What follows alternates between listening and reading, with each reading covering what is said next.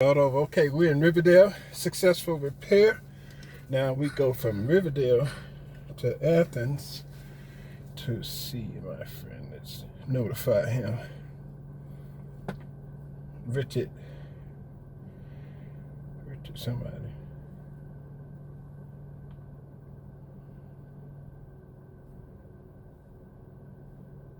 .45 Crestwood Drive.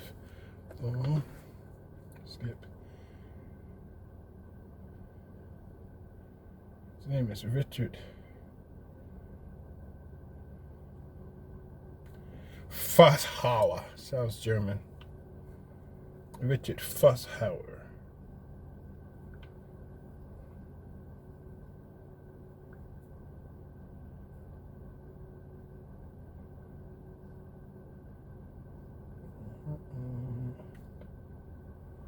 Richard Fusshauer.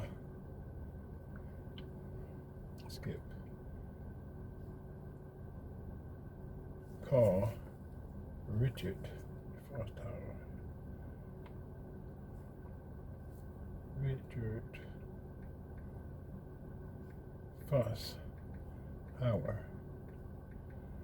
Say.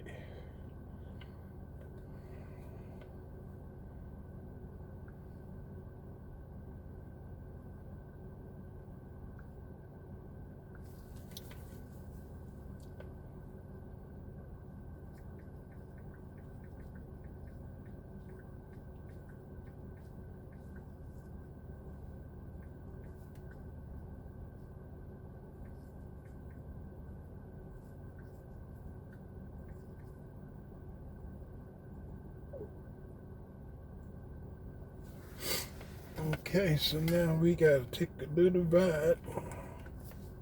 See Richard.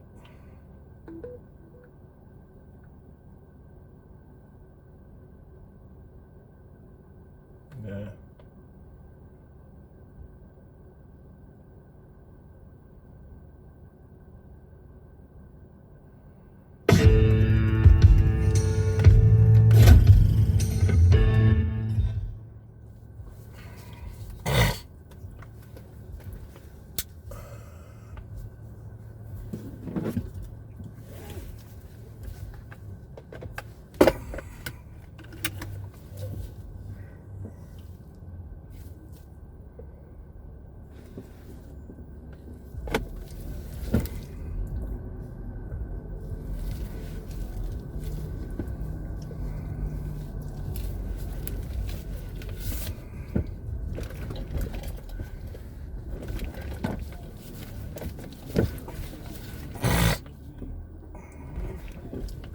Flawless State right there by going to theflawlessstate.tv/donate or look in the description to support our work. And thank you all in advance. I have with me Professor Jason D. Hill, and he is an author and a professor of philosophy.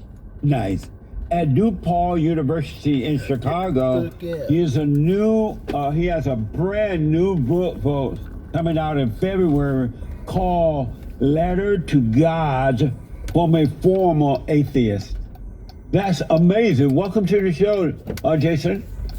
Thank you, Reverend Peterson. It's my pleasure to be here. I've seen you so many times, and it's a pleasure.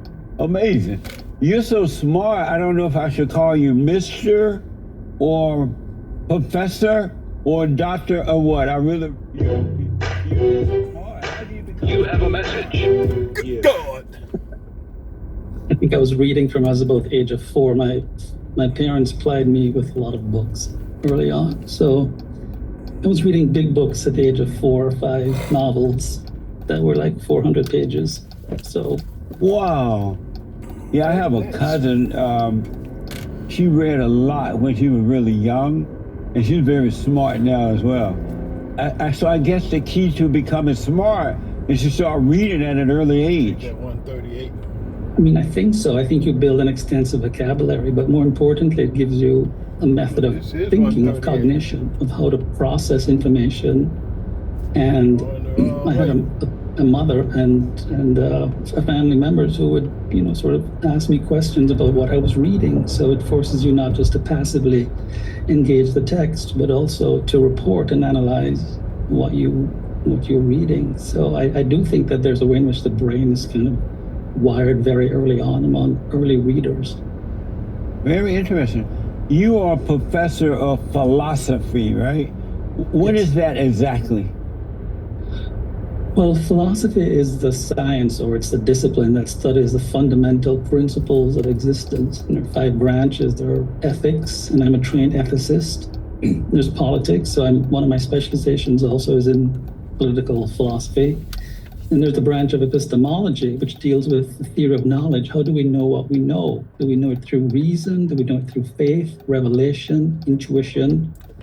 And there is aesthetics, which is the branch that studies the theory of art and beauty. How do we know that something is beautiful? Are there universal standards of beauty? And there's logic, which I have taught and continue to teach from time to time, which entails critical thinking, deducing, analyzing arguments, and applying meaning tests to people's or to viewpoints that we encounter on a day-to-day basis. But philosophy basically studies everything. When you think of a PhD, whether it's in anthropology or sociology, it's a doctor of philosophy. So philosophy really was the first discipline that the Greeks discovered and created, and out of that arose the emergent disciplines like anthropology, psychology, anything that you have a doctorate in, it's a doctor in philosophy. So philosophy basically studies the stuff of existence. There's also metaphysics, which I forgot to mention. People use the word metaphysics a lot, but metaphysics is the stuff out of which reality is based. It studies time, it studies space, and it studies matter. So it's a big field. And I'm a trained ethicist and a political theorist, and I also did a double major in English literature and focusing on the Victorian novel, and did some extensive training in psychology while I was doing my PhD, because I wanted to do 2 PhDs, but my scholarship ran out. So, so your mind is it always busy?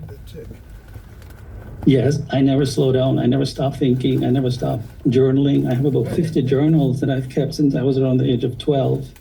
They're not diaries, they're journals that record my thoughts, record passages from books.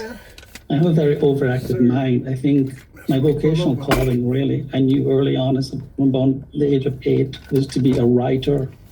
And then in my teenage years, I got a calling to be a philosopher and a professor. And it's really a calling from God, although at that time when I got the calling, I was a religious child and later on became an atheist. But my mind is always active. It's always taking in everything in the world. Sometimes I feel like I don't have any membrane, like I'm just perceiving everything so clearly and in a lucid manner. And it can be a burden and it can be a curse. But for me, it's been a wonderful blessing from God. And so what will happen to you if your mind should slow down or stop? You just have a normal slow mind. What will happen to you? I think I feel like a shark who stops swimming. I probably would drown, which means, metaphorically speaking, if I stop thinking or if my mind slows down, I feel like I'm out of breath. It's thinking and processing are as necessary to me as drinking water or breathing or eating. I was just wired that way, to be a thinker, to observe, to think, to analyze.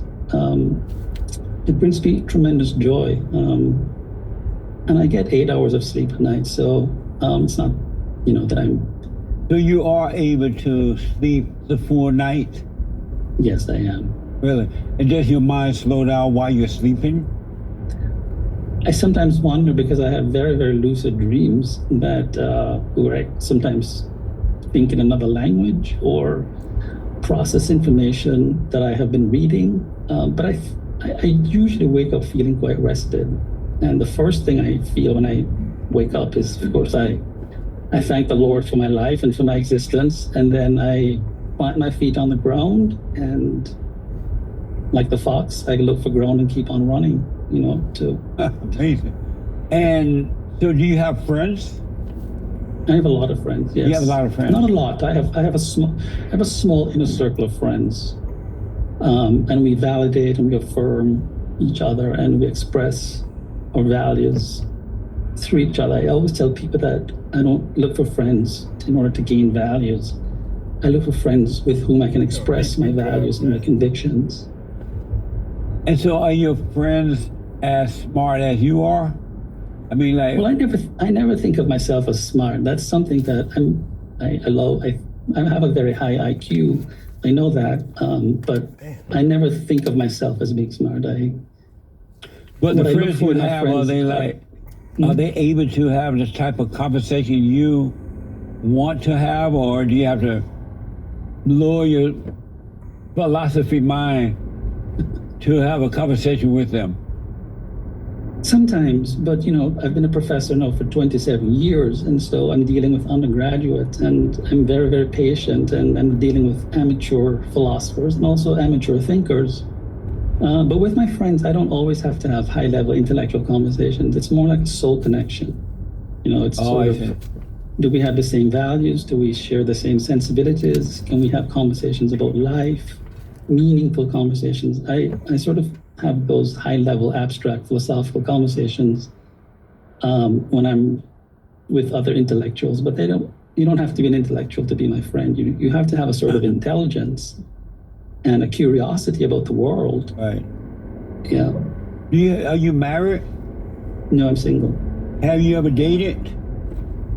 In the past, yes. And did the women have problem understanding you? I mean, like, they want to talk about nothing and you want to have real talk. Did you run into that kind of thing when you were dating? Not really. No? No. Oh, interesting. Very interesting, man. Are you black? Yes, I consider myself black. I'm from a very mixed family in Jamaica. I've come from a multi-ethnic family. I didn't realize I was black actually until I came to America, because there is no racial category in Jamaica where I was considered a brown man until I came to America at the age of 20, and then suddenly was classified as black. So I have no problems classifying myself as black, but I didn't have a race. I didn't have a racial identity for the 20 years that I lived in Jamaica. Really? So you were born and raised in Jamaica, and while growing up, you had no race? No, in Jamaica, it's based on pigmentocracy. It's based on the visual connection between your skin color and a person's perception. So my father, who's extremely light-skinned with green eyes, he was considered like a red man because his skin is as light as somebody who might be white. Oh. And my grandmother, who was part Jewish, part black, and part East Indian, her father was Jewish and her mother was Jamaican. She was considered a brown woman. If you're black, it really means in Jamaica that your skin color is the color of tar. They're all gradations. People are high brown or low brown or yellow or red. But there's no biological. The point I want to make is that there's no biological understanding of race. Oh, okay. That's amazing. So it must have been pretty shocking to you to find out you were black once you got to America, huh? Well, I had studied American history very carefully, so I knew about the one-drop rule. And still find it to be one of the most pernicious things that... You have a book coming out February 2025, and your book is called Letter to God from a Former Atheist. Were you a Christian at one time, or have you always been an atheist? No, I was quite a religious child when I was growing up. I became an atheist, I think, the year before I left America at the age of 19. I was studying a lot of philosophy and reading a lot of proofs against the existence of God. But I really think, Reverend, looking retrospectively back at my life, that when I became an atheist, a lot of that was forged in the crucibles of anger. That is, my parents divorced when I was very young. So I was raised by a single mom and my grandmother, who sacrificed a great deal. But my father was... I don't know if he's schizophrenic or he's bipolar or what sort of mental disorder he has, but he had died. and the people are just distraught. I understand that they are distraught, but... I'm working on it. Paisley Park. We're at Paisley Park.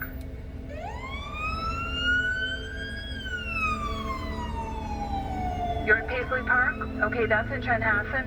Are you with the person who's... Yes. It's Prince.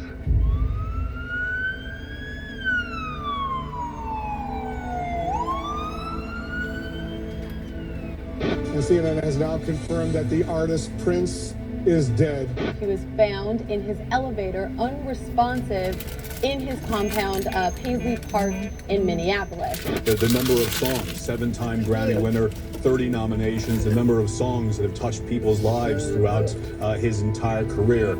This is going to be very, very hard news to take. In recent times, music lovers have been confounded with the tragic and shocking news that some of their most beloved stars had passed away in controversial circumstances. The music world has again been stunned by the sudden and tragic news that Prince, the legendary musician, died at his home in Minneapolis at the age of just 57. He was supposed to live till he was in his 90s, you know, doing concerts and joy. I mean, he just is all about joy, and he brings so much joy to so many people. He loved to connect with you through the music. I mean, the Prince fans, all of the Prince fans, they know what I'm talking about. Everybody feels like they have. If you are a Prince fan, you feel like he has spoken to you. He's known worldwide, but he is a Minnesotan, and we're all from Minnesota, and when you lose one of our own, just like Kirby Puckett, you got to show up and show respect. He put everything he had into the music, everything. I mean, he lived at his studio, so, I mean, he just put everything that he had into it, and he took stories from people's lives, from his own experiences in life, and put it into his music, and I think that's why the world just related to him, not so much as just a black artist, but as an artist in general. I mean, he had one of the, I mean, this is the most, you see all these people together, and they are all united together to come pay their respects. I think the world's going to take a break from all the stuff that's been going on and just remember somebody that deserves it and has been there for everybody. I mean, he did a lot of children's events, a lot of, you know, disability events, and, you know, he just put everything back into the community. He used to just pop up at the Chanhassen Theater, and he would pop up at the McDonald's. He loved McDonald's. So I think just a little break for everybody, for all the hate that's out there right now, to just reflect on this time.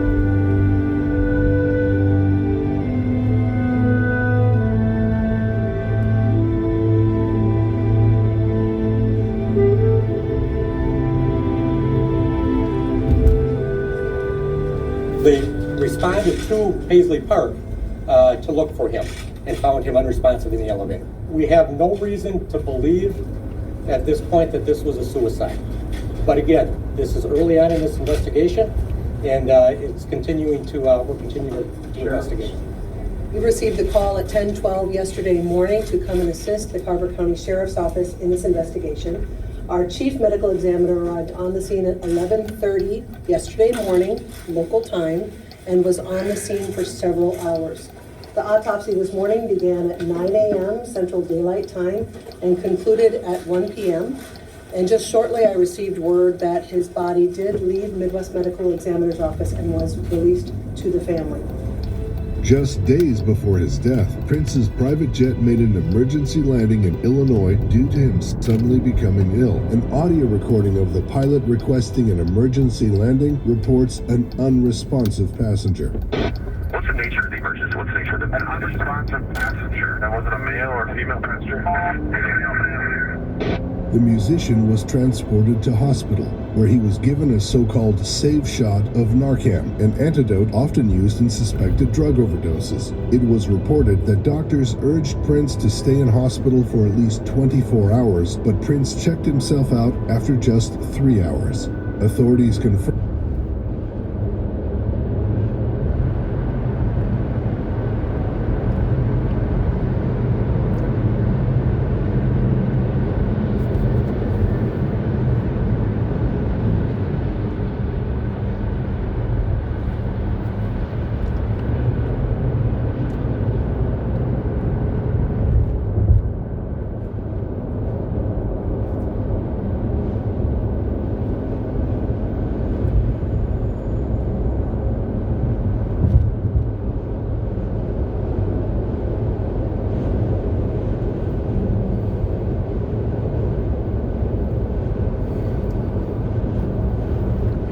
nothing today.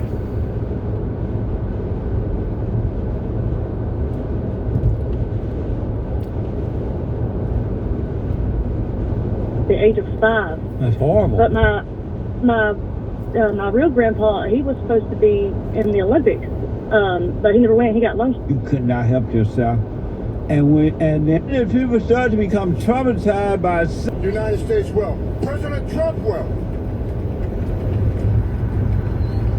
Are you ready to secure the border? Then get on your feet. Are you ready to secure the border? Are you ready for the biggest deportation operation? Some of the media says I'm offensive. I'm okay with that. If I get to live in their minds rent-free, that's kind of cool. Hey, look. For the last 3.5 years, I wake up every morning pissed off about what this administration did. It's the most secure border in my lifetime. I've worked for 6 presidents, starting with Ronald Reagan. And every president I worked for took steps to secure the border because they understood you can't have strong national security if you don't have border security. We didn't know who's coming in, what's coming in, where it's coming in. No one's better than President Trump. He was one badass president who secured the border at unprecedented levels. Illegal immigration at a 45-year low. Illegal immigration down 83 to 90%. Extraordinary work. Joe Biden is the first president in history of this nation who came into office and unsecured the border on purpose. Not by mismanagement, not by incompetence. They unsecured the border by design. The first day I smiled when President Trump won this election. I woke up the next morning, I was happy. I smiled for the first time in a long time. Then I got angry again. Because even though they lost the election, they're still moving thousands of illegal aliens in this country every day. CBP-1 app's still running. They're selling pieces of the border wall, for God's sakes, that you, the American taxpayers, paid for at a hefty price, and now we got Biden again. There is no smooth transition. They're going to destroy this country up to the last day they're in the Oval Office. But I got news from January 20th. The greatest president in my lifetime is going to walk into the Oval Office and take this country back.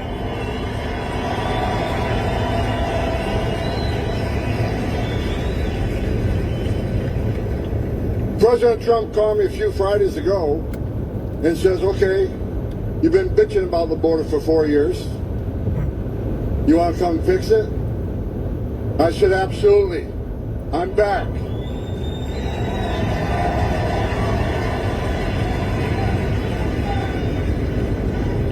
I got to learn how to retire. This is the second time I can retire to come back for this president. But I love this president because he loves this country. I love this president because he wants to secure the border. I love this president because securing the border saves lives. What Joe Biden did by unsecuring the border is this. Sex trafficking, up over 600%. No suspected terrorists. People on the terrorist watch list, well over 300 apprehended. President Trump, in 4 years, we had 13. We ended catch release. Joe Biden's released at least 8 million illegal aliens in this country in violation of federal law. And I said it before, for the millions of illegal aliens that have been released in this country in violation of federal law, you're going home, and Tom Homan's going to make sure that happens.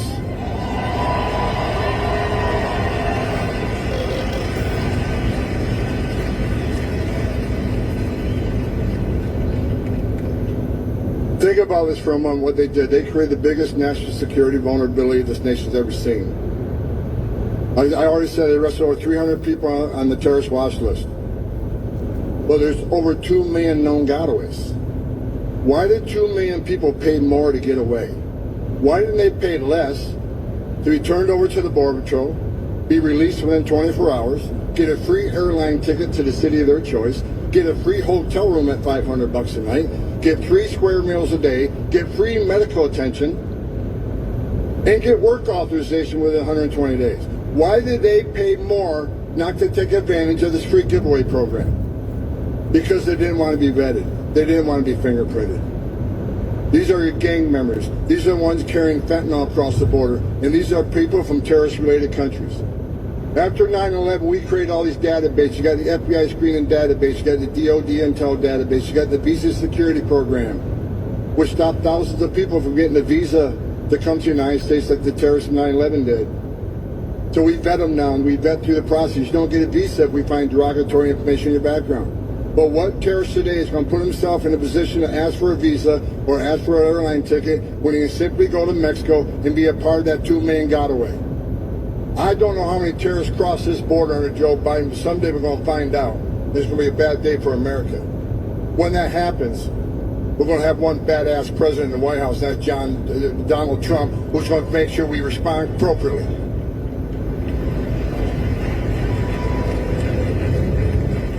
People always ask me why I take this so seriously, and people say Tom Homan's a racist, Tom Homan's a national. Say whatever you want. I don't give a shit.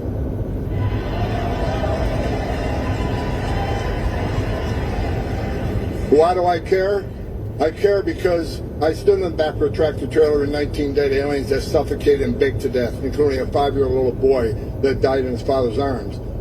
Throughout my career, I've seen tragedies of held dying children. I've seen dead aliens on the trail. I've talked to little girls as young as 9 years old that were raped multiple times by criminal cartels. They're animals. When you look into a little girl's eyes, 9 years old, who had adults take everything innocent and pure from her, you look in those eyes, and those eyes have no life in them. Her life will never be the same. That's what pisses me off. Because President Trump had us locked down. He had it locked down. And this administration came in and unlocked it. People die on the border every day. Women are sex trafficked in this country every day. That's why I'm pissed off. And that's why the best day of my life was President Trump getting reelected to save lives. A secure border saves lives. It isn't rocket science. Get fired up all over again.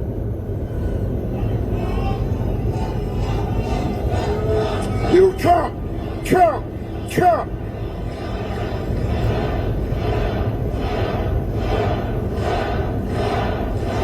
That's right.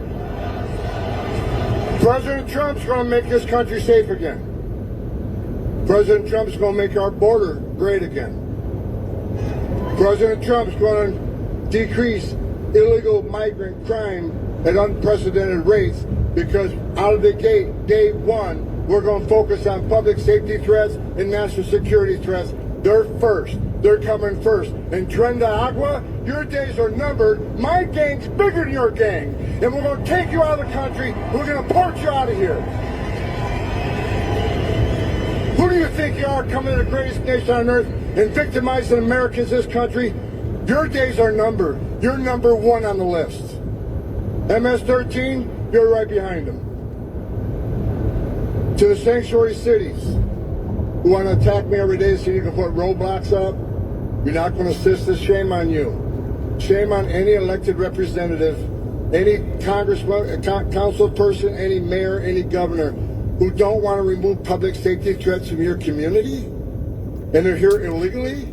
That is your number one responsibility, is protect your communities. So if you're not going to do it, President Trump and ICE will.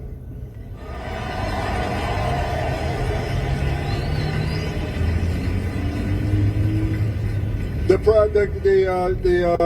mayor of Chicago, not a real bright guy,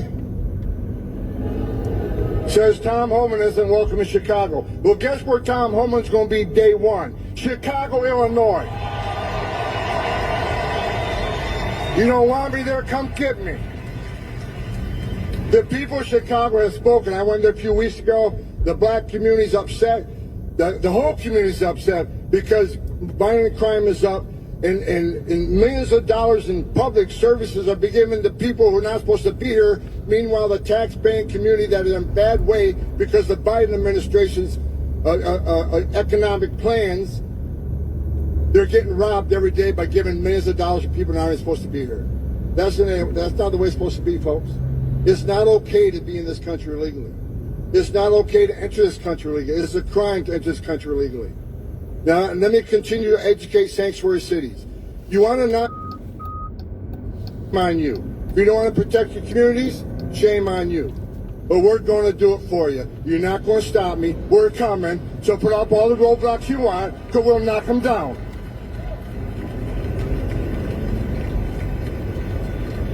And don't cross that line.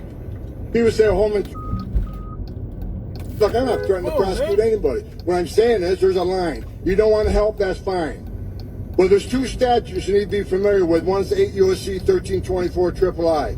If you knowingly impede, if you knowingly harbor and conceal an illegal alien from ICE, that is a felony, and there will be consequences. Now let me make it clear. The governor says I don't have the authority to do that. Well, no shit. I'm not a U.S. attorney, but U.S. attorney certainly does. And we'll ask for prosecution. We will not let you prevent us from saving the American communities from illegal alien crime. It's not going to happen. We're going, we're coming. So even though I say we're going to prioritize criminal threats and national security threats out of the gate, that's the fact. However, when sanctuary cities won't let us into the jail to arrest the bad guy in the safety and security of that county jail, which means they're going to release that criminal back into the immigrant community, which puts the immigrant community at risk of crime. It puts our officers at great risk. Rather than arresting a guy in the safety and security of a county jail where he don't have weapons, now we got to go to the community, find him. We have access to who knows what weapons. You're putting the community at risk. You're putting officers at risk. You're putting the alien at risk. And I'm going to give you exactly what you don't want. You don't want us to listen in jail? All right, so I'll send a whole bunch of agents into your community, and we'll find the bad guy. And when we find the bad guy, he's probably going to be with others that aren't a priority apprehension, but guess what? They're getting arrested too. So you'll get exactly what you don't want, more arrests in your communities. I don't want to do that. I'd much rather be safe with the agents arrest the guy in the county jail, but they don't let us in. Fine. You're not going to stop us. We'll go to the community and we will find him. You're not going to stop us. Put all the roadblocks you want. It's not going to work. We're going to do this because the American people demand it. You gave President Trump a mandate, and we're going to make sure that mandate's held up.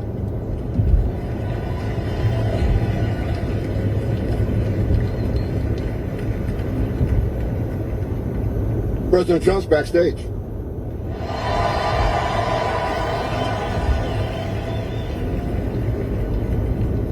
President Trump's backstage.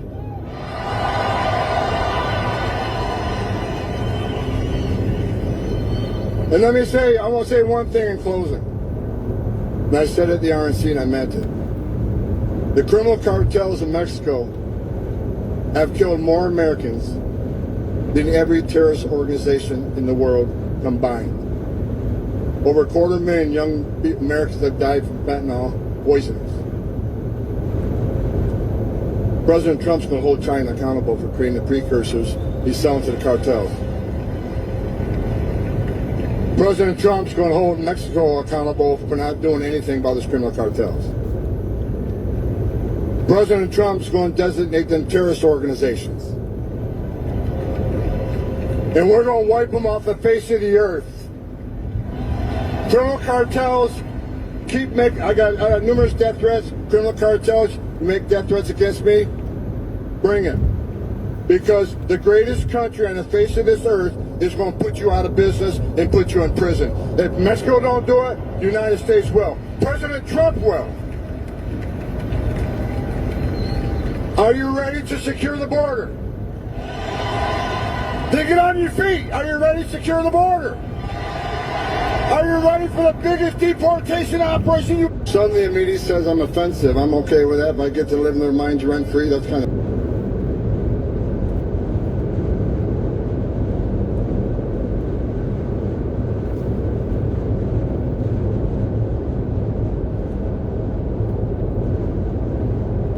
So, to everybody watching, there is a myth, a lie, a fabrication. Women in this era, the ones that are over 40, have started tripping. right? Now, the ones that are over 40, they are either Gen X or millennial, and they are the result of growing up in a feminist society. Now, if you look at the boomer women, they didn't grow up in a feminist society, but they started to get feminism in their teens, which caused a lot of the boomer women to have problems in their relationships. This is why it's not out of the ordinary to find boomer women that have been married and divorced more than once. But nowadays, what I'm noticing there is a portion of women in their 40s that are taking on this new ideology. The ideology is that they don't need no man. Now keep in mind, these are not women that don't have men. These are not women that aren't in relationships. These are not women that aren't married. These are women that are married. These are women that are in relationships, long-term relationships.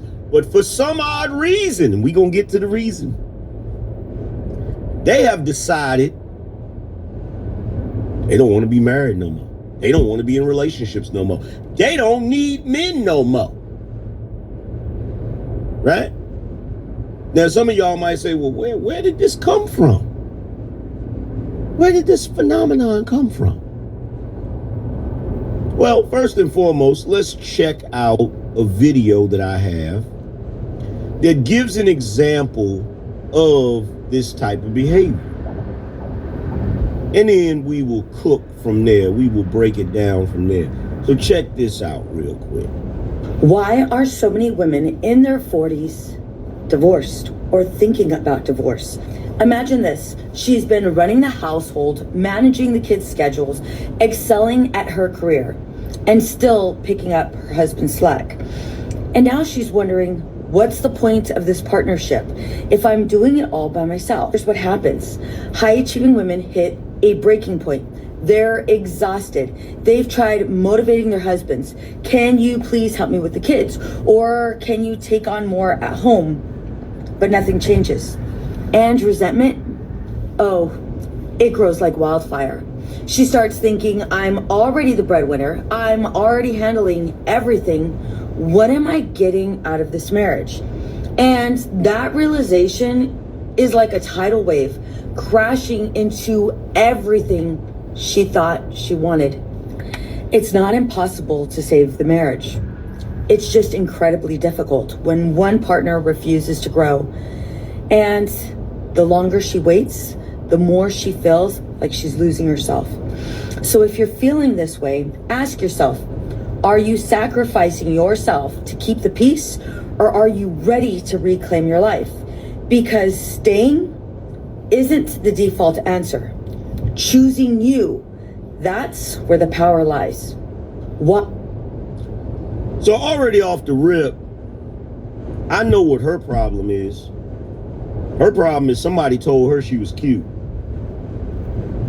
Somebody told her she was cute, and this done went to her head. So let's break down what this phenomenon is, because it's not that difficult to understand where this foolishness is coming from, right? This lack of contentment. Okay? So, number one, let's address the myth. Let's address the elephant in the room. There is this idea, we got these high achieving women. High achieving, right? She works all day and then she comes home and has to handle the kids' schedules. I wasn't aware that children had schedules. What's on the itinerary? Well, what is a kid's schedule? What, they have a certain time of day they watch cartoons? A certain time of day they play with toys? A certain time of day that they take a nap? That's what their schedule is?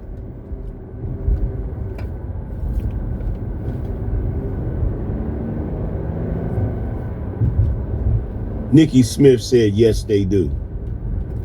Children have schedules?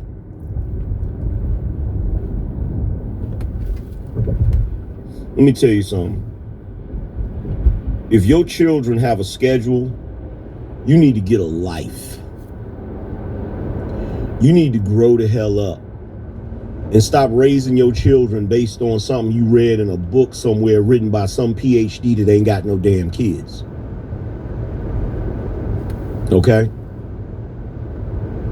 Because if you're working and your child's schedule conflicts with what you're doing, that's not the father's fault. That's your damn fault. That's your damn fault for prioritizing what a child does over what you need to do for the child. But let's go back before we get too deep into that.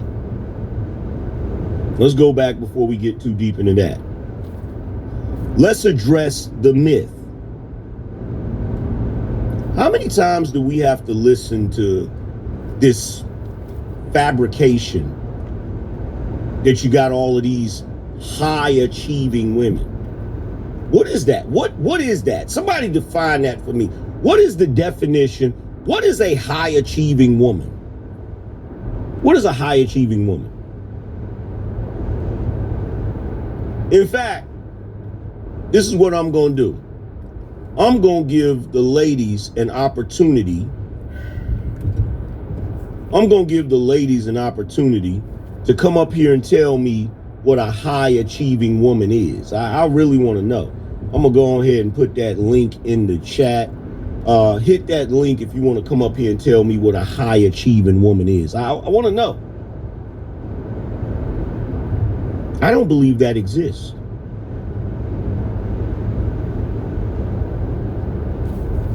I don't believe that exists. At least not in the sense that they're trying to portray. Right? Because I understand that in life, you have trade-offs, right? You have trade-offs in life. So in other words,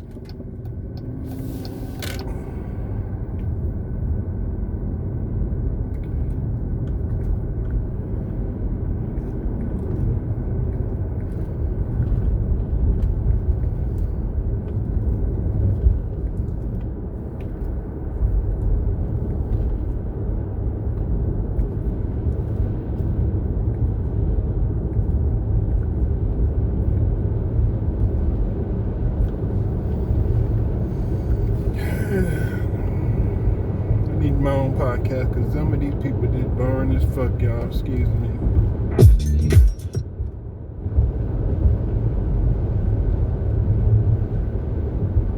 Some of them don't need a podcast, but they still on it.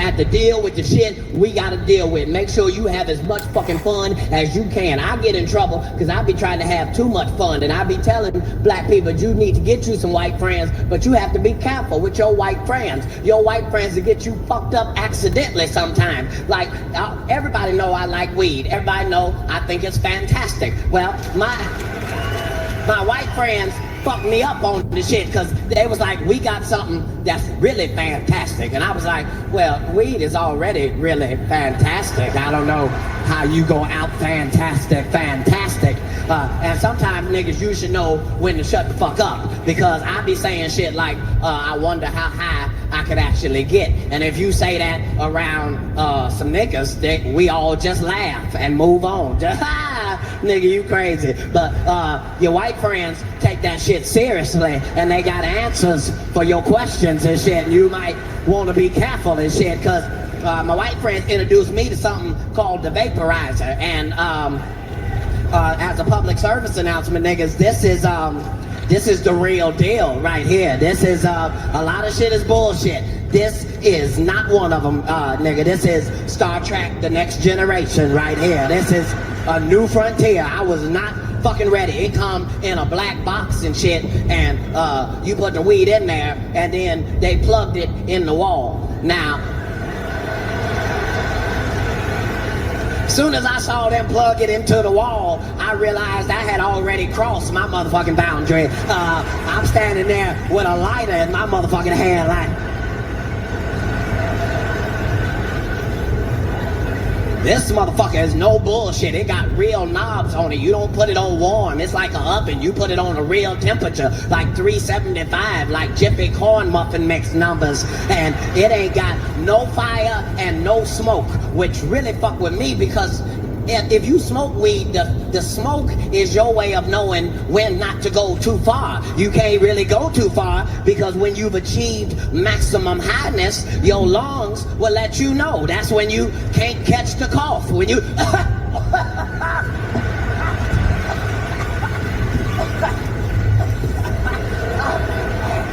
But this don't have no smoke. It's just all vapor. And you have to be careful because you don't know how many vapors you can safely take. You just don't know. I was 4-5 bags in before I realized, nigga, you have made a terrible mistake.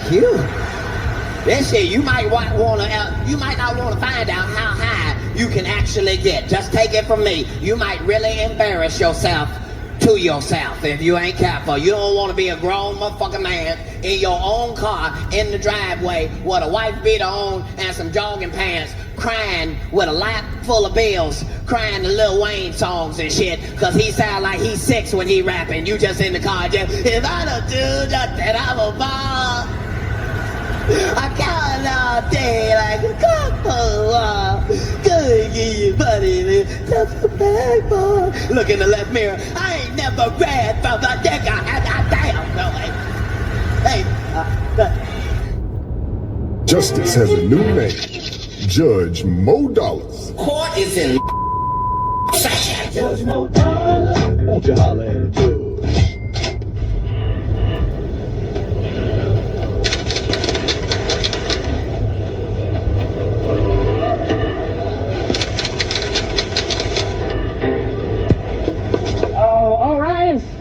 And give it up for your man, my man, Judge Mo Dollars.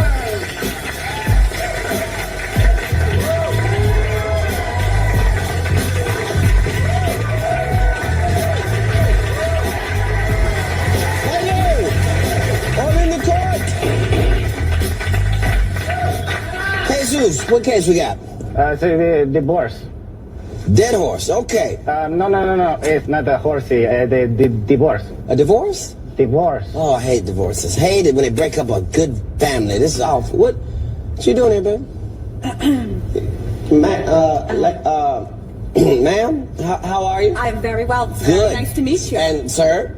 Not doing too well, but... Yeah. Right. Everybody be seated. Good to see everybody's here. How are you, baby? Amy? Ma'am, good to see you for the first time ever. Very nice to meet you for the first time. Cousin. Morning. It's a crazy night last night, right? Boy. Okay, baby doll, why don't you tell me about this case? What's going on? Your Honor, I cannot be married to that man anymore. I'm sorry, he spies on me, he goes through my laundry, my personal belongings, my journals, my receipts. He's in your business? Yes, very much so. Your Honor, this is ridiculous. We couldn't be more in love.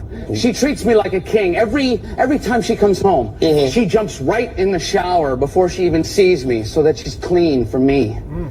I see how that would mean something to you. She does wonderful things for me all the time.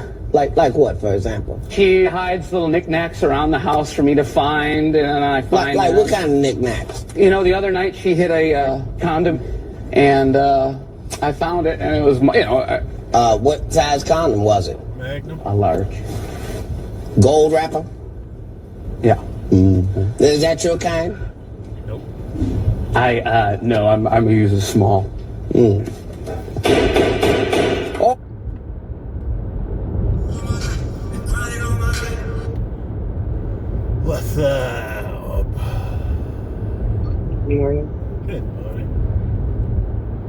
you doing? Running, seeing these customers out here in the street headed to Athens. I did get her. Okay, Chad's in me right now, and he said he'll call you, and then I'll let you know what we're going to do as far as you bring it back or that kind of thing, like if it needs to be a rental set up, that kind of thing. Okay. Okay, but he'll call you this afternoon. Okay, so just wait on the phone. Yeah. Okay. Well, make sure you got 2 guys, 1 guy. He has no idea what it could be at this time. Hold on, Dad.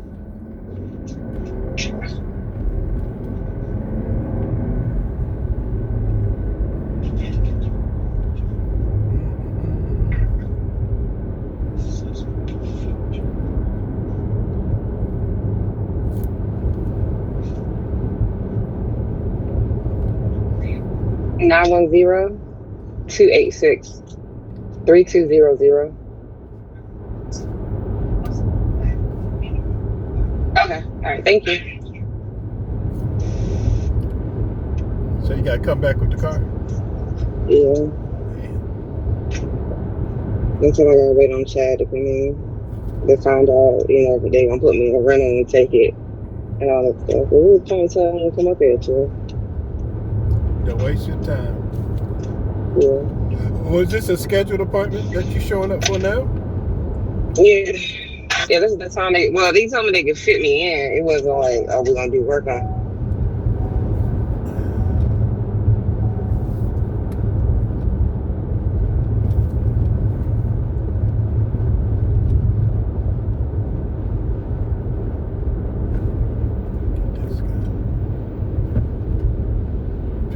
Ice maker before I go. I'm on my way to Athens.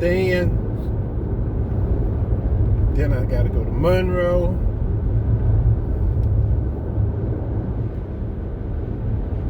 Then I gotta go downtown Atlanta. I'm fucking mad as shit about this shit because I could have went to work, man. What the fuck? Fucking my money up, man. God I know. damn. I hear you. Fuck, I could have been at work. I told my manager I couldn't come in because I had to deal with this fucking car. Now you gotta go Fucking back whack. and forth, Fucking my back money and up, forth. man. Man, my boss calling. Let me call you right about that. All right.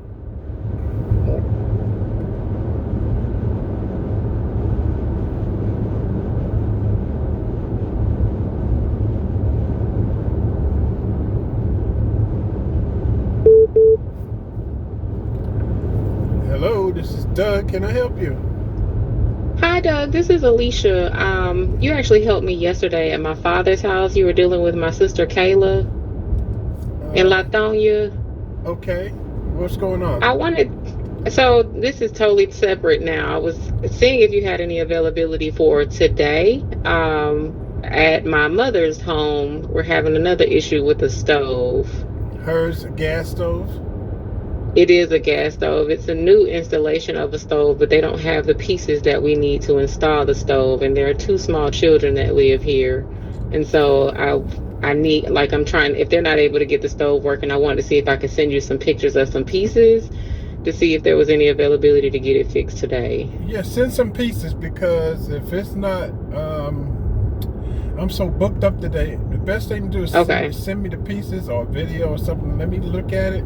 Because these stores, these part people are closing up early today because tomorrow's Christmas Eve. So if something's gonna happen, it's gotta happen. But I'm kind of booked up today. I'm headed to Athens, Monroe, downtown. But send those to me right quick. Let me review them and I'll give you my opinion. Okay. All right. Thank you. Yes, ma'am. Bye-bye.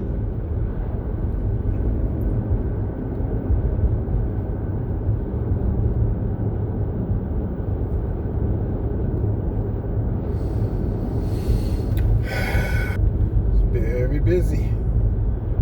I've never been this busy before. I mean, I got 2 more. After this one in Athens, I got 2 more customers for sure. And then the other guy, he's supposed to be getting his money back from my competition. I got his part, so I'm waiting for him to get his money back. He's gonna call me so I can put the parts in. He's been waiting since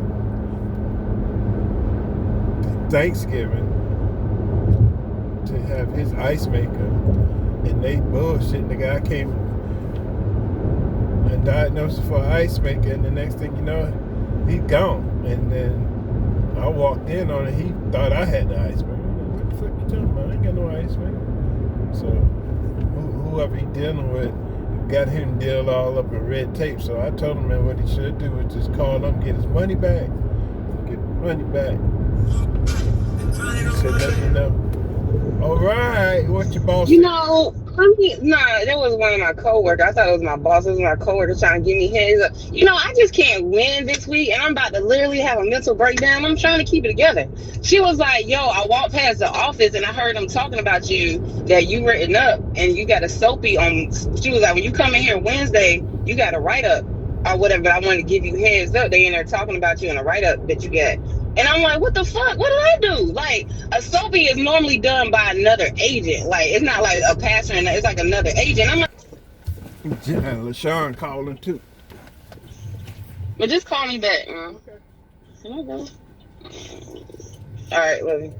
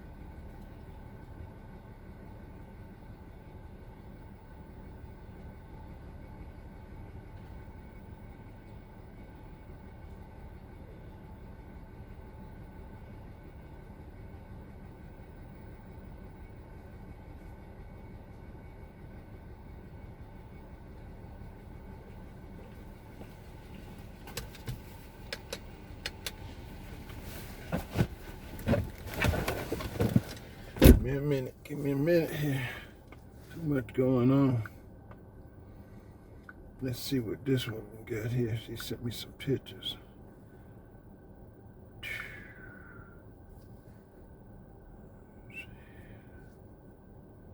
What the?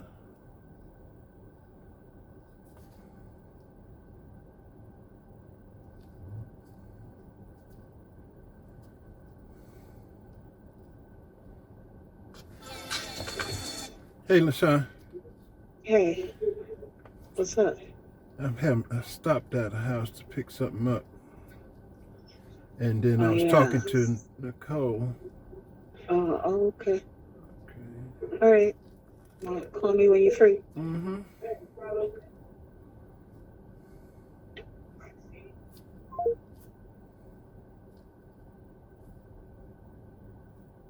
Those don't fit.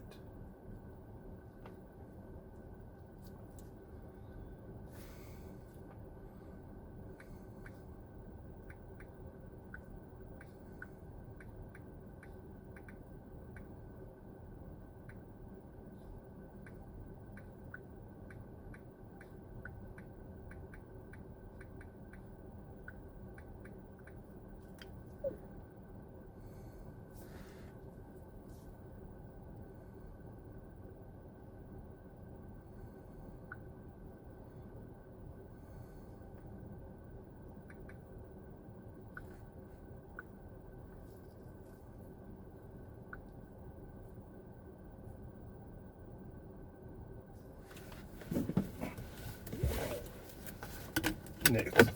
Keep on giddy up. Alright. Everybody got issues. Call a plumber is the fastest way.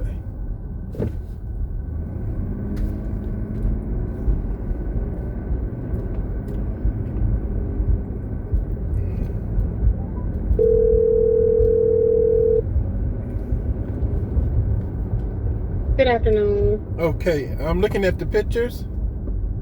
Yes, sir. Okay, we got two ways. One is to call a plumber because he would have those fittings on his truck. Two, is it the yellow one you're trying to connect? Yes. Well, we were able to try to kind of get it working now. Okay. I was just concerned that I would be without a stove for my children, but we do have the stove now installed. We did find a piece. We took the old piece off the old oven. There you go. And have now put it on this one. Yeah, y'all women make better technicians. I mean, y'all got more patience than men. So great job. So I'm still gonna keep you because I may need your. Do you? I guess uninstall a dishwasher? Yes, I do. Okay. Give me a call. Then I will give you a call. I guess to see. It'll probably be after the holidays. I'm sure when your schedule permits. Right. But I would like to see if you could help with that. No problem at all. Just let me know when you're ready. All right. Yes, sir. I appreciate your help. No problem. Merry Christmas. All right, same to you. Bye-bye. Bye-bye.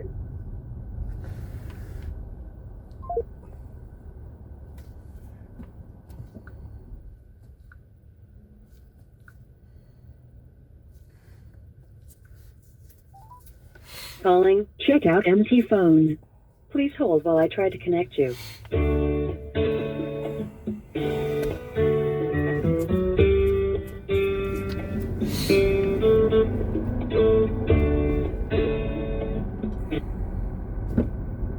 Hello? Hey, Doug. Hey. You got this LaShawn coworker. You gotta call her phone. She stepped out of the office. Oh, okay. Thank you. Yeah, you're welcome.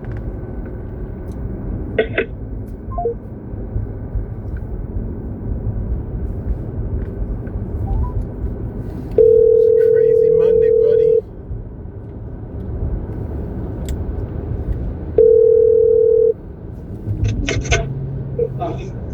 A lot of bums over here. I thought you liked bums.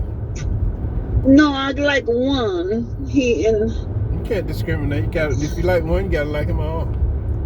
Ain't no bums. And You see any right now? Yeah, they're all in front of the fucking station. No. What? They're not gonna bother you. You don't make eye contact, you be alright. Just go and get what you gotta get. Make in and out. No eye contact, lock your door. Yeah, I did that already. I'm back in my vehicle. I'm about to make a right on 8575 North. They said it's a crash.